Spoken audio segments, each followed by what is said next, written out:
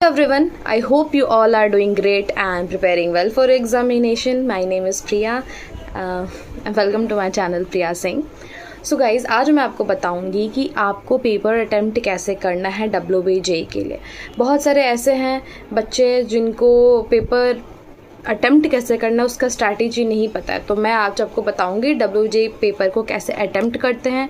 एक smart strategy क्या होता है जिसे अपना आप मार्क्स बूस्ट कर सकते हो, नेगेटिव मार्किंग से बच सकते हो और एक अच्छा रैंक ला सकते हो। बहुत सारे स्टूडेंट ऐसे होते हैं जो कि प्रिपरेशन तो करते हैं लेकिन क्या होता है एग्ज़ाम हॉल में जाने के बाद स्ट्रैटेजी का लैग होने के बाद उनका मार्क्स थोड़ा कम आ जाता है। तो सबसे पहले मैं आपको आज ये सारा चीज़ बताऊंगी। तो जिन्होंने भी मेरे चैनल को सब्सक्राइब नहीं किया वो अभी के अभी मेरे चैनल को सब्सक्राइब करो, लाइक करो, शेयर करो अपने फ्रेंड्स के साथ। किसी को भी जिनको ज़रूरत है अभी उनको अपने ये वीडियो को शेयर करो। एंड कुछ भी प्रॉब्लम हो तो मेरे नीचे दिए हुए नंबर पे मेरे को कॉल करो। तो चलो बढ़ते हैं आगे। सबसे पहला रूल यही है कि हर क्वेश्चन को ब्लाइंडली अटेम्प्ट नहीं करना है। किसी भी क्वेश्चन को ब्लाइंडली अटेम्प्ट नहीं करना है। WBJ में ना accuracy is more important than the attempts. तो एक्यूरेसी बहुत ज़्यादा होना चाहिए बिकॉज यहाँ पे नेगेटिव मार्किंग होता है। पहले इजी और मीडियम आंसर्स क्वेश्चंस को सॉल्व करते हैं बिकॉज ये क्या होता है मैक्सिमम स्कोर देता है मिनिमम टाइम में, ठीक है। तो इसका ध्यान रखना है। टफ़ क्वेश्चंस को बाद में करो या लीव कर दो, टफ़ क्वेश्चन को करने की ज़रूरत नहीं है। एक आइडिया ऑफ ऑर्डर बोल सकते हो उसको कि पहले chemistry then physics then maths का तो एक अलग पेपर होता है, फिज़िक्स केमिस्ट्री का साथ में होता है। तो आप क्या करना, पहले केमिस्ट्री अटेम्प्ट करो, कभी फिज़िक्स अटेम्प्ट मत करो क्योंकि केमिस्ट्री में क्या होता है बिल्कुल बहुत ही ज़्यादा मतलब फार्मूला बेस्ड भी ऐसे क्वेश्चंस होते हैं, रिएक्शन बेस्ड वाले बहुत क्वेश्चन। तो पहले जो एक आइडियल ऑर्डर हो सकता है वो हो सकता है पहले chemistry then physics then finally mathematics. और केमिस्ट्री को यूजुअली हम लोग ना फास्टर बोलते हैं, वो बहुत स्कोरिंग होता है, ठीक है। तो ये करेंगे। और जो फिज़िक्स होता है वो थोड़ा मॉडरेट होता है, और वाइल जो हमारा मैथ्स होता है तो बहुत ज़्यादा टाइम कंस्टेंट होता है, टाइम कंज्यूमिंग होता है। इसलिए हम लोग को ऑर्डर यही करना है, पहले chemistry then physics and then maths का तो एक अलग पेपर होता है, उसका आप स्ट्रैटेजी समझ लेना। अब मैं आपको ना गोल्डन राउंड्स बताती हूँ, मतलब राउंड वाइज स्ट्रैटेजी बताती हूँ। आप ना हर चीज़ को राउंड वाइज कर लेना, ठीक है।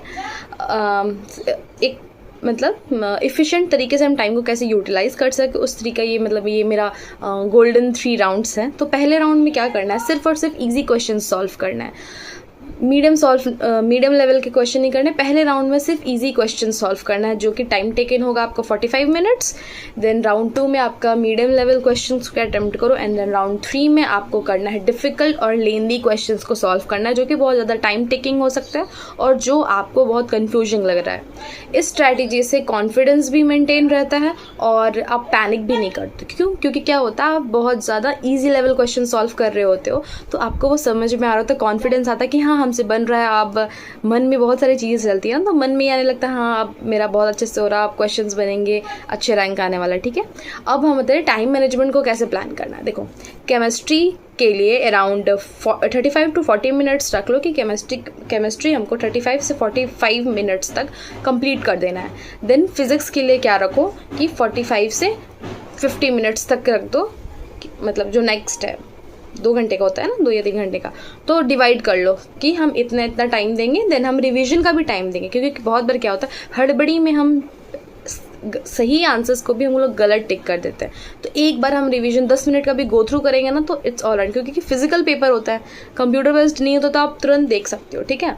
लास्ट में 15 मिनट में सिर्फ रिवीजन और OMR को चेक करना, क्योंकि क्या होता है हम लोग OMR भी गलत तरीके से भरते हैं, तो वो चीज़ ध्यान में रखना है। अब हम लोग क्या करते हैं कि नेगेटिव मार्किंग को कैसे अवॉइड करना है। देखो नेगेटिव मार्किंग को अवॉइड करना बहुत इंपॉर्टेंट है क्योंकि रैंडम गेसिंग की वजह से क्या होता है नेगेटिव मार्किंग आ जाता है।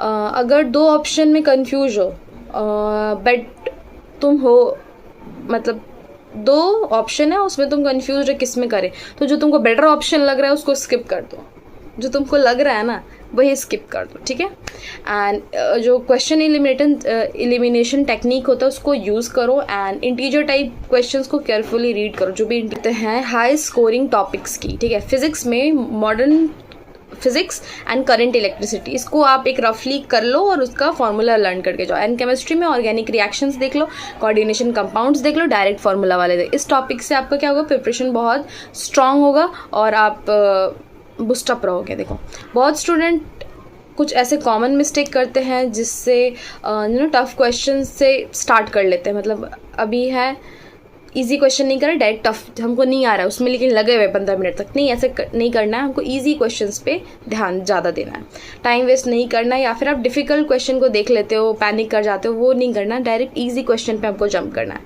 एग्ज़ाम के टाइम में काम रहना बहुत ज़्यादा इंपॉर्टेंट है, ठीक है। तो आप काम रहो, ठीक है।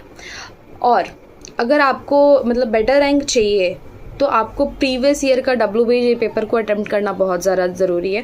तो जैसे कि कल आपका परसों को एग्ज़ाम है, तो आप क्या करो, आज आप WBG का आप एक बार पेपर अटेम्प्ट कर लो, PYQ को अटेम्प्ट कर लो। इससे क्या होगा, आपको टाइम जो लग रहा होगा मॉक टेस्ट में उसको आप इम्प्रूव कर पाओगे और स्पीड और एक्यूरेसी पे ज़्यादा ध्यान दे पाओगे। और एक रफ वर्क जो ऑर्गेनाइज्ड रखो सो कि कैलकुलेशन थोड़ा फास्ट रहे, ठीक है। So overall smart strategy is important as preparations.